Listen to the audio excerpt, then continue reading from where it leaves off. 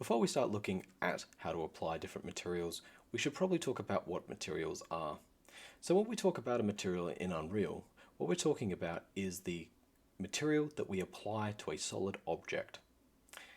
Now, when we're looking at materials, you might think that it's just enough to simply put a texture on here. However, it's not, because a texture only really has color information. A material, on the other hand, is taking all the information on how to use that color information to interpret how light bounces off of an object. For example, if it's glass, it's going to go straight through that object. So here we can see it's almost invisible because there's nothing else really except for some of the roughness and specular maps and a base color here to be able to allow the light to refract off of it. So it's nearly invisible, which is very different from, say, this wood that has a very solid color and a very solid set of specular and roughness maps on there. As you can see, this wood here is really quite shiny and reflective.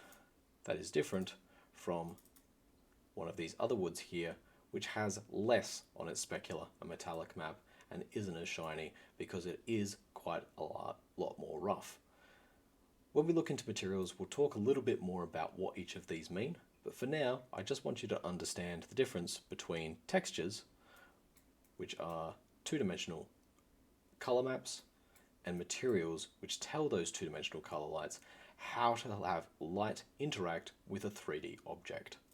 With that in mind, we will now move back to our material and create our first custom material and apply it to this map. So to create a material, I can right click down here and select material. We will call this landscape material. If we double click on it here, we're going to put in a couple of base colors.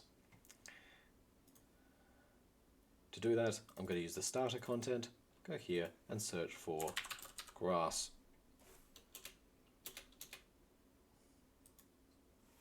And here I can see we have the same texture and materials that we would use here. The ones that I'm looking at here are simply the grass normal and grass color.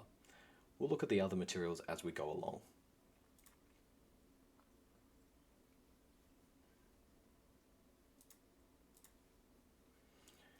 If I want to get these materials in, all I have to do is drag and drop these in. But here you can see our first problem. If we were to plug these in, we wouldn't have, therefore, any room to put our other materials, such as this gravel, in, for us to be able to paint out our road. So how do we do this? Well, first of all, we want to have two separate materials made that then combine into one material. To do this, we're going to use a landscape blend.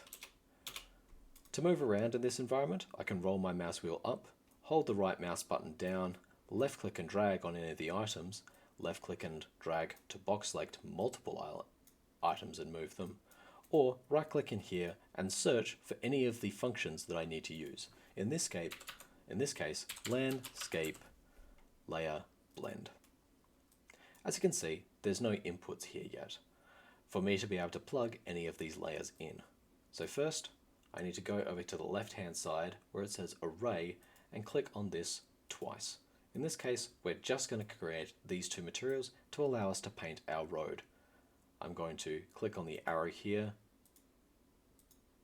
to expand out my name and then type in here grass for this layer, and then for the second layer I'm going to type gravel. But we still have another problem, and that's that I only have one of these to put in here and I need to get two in. To do that, I'm going to make a material.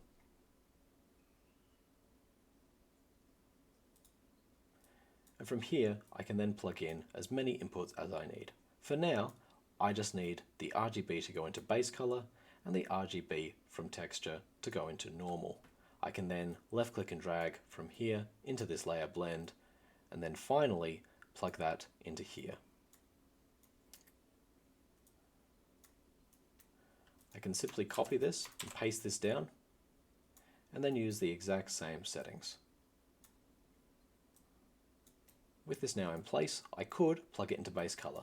But in doing so, I would actually probably lose a lot of all these other details such as the normals, because it's only going to be taking in these colors here.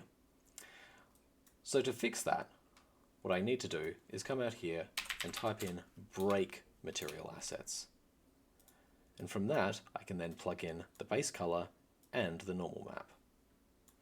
Later on, when we start looking at roughness and specular and metallic, we can also bring those objects in as well. I'm going to click Save on here for landscape material, and now apply this material to my landscape. When I do this, my landscape is going to turn very dark black because it's going to want to UV unmap the texture layer map that I have here. So to do that, I'm going to go to Landscape and left click and drag that material I have just created onto here. As warned, it will now turn completely black because we need to now UV unwrap our landscape and apply those coordinates to our paint settings.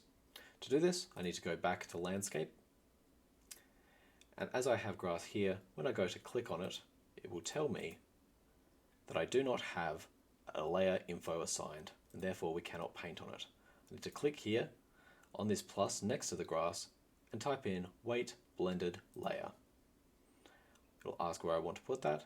I can simply put that into the content browser, and as you can see now, I have this grass laid out over my material. I can do the same here for gravel. This now means that when I select these, I can now paint them onto this layer. It will take a moment to think about it, but then from there I can paint them on, just like so. As you can see, when I'm up close, this doesn't look too bad. However, as I zoom out, you'll notice that because the texture tessellates, it does give this very repetitive look. So we'll have to make a few changes to our material if we want to fix this. If, however, this is fine for you to start planning your level, feel free to stop now and follow the tutorials that we have on our other list that will go through further details on how to make these textures look just a little bit better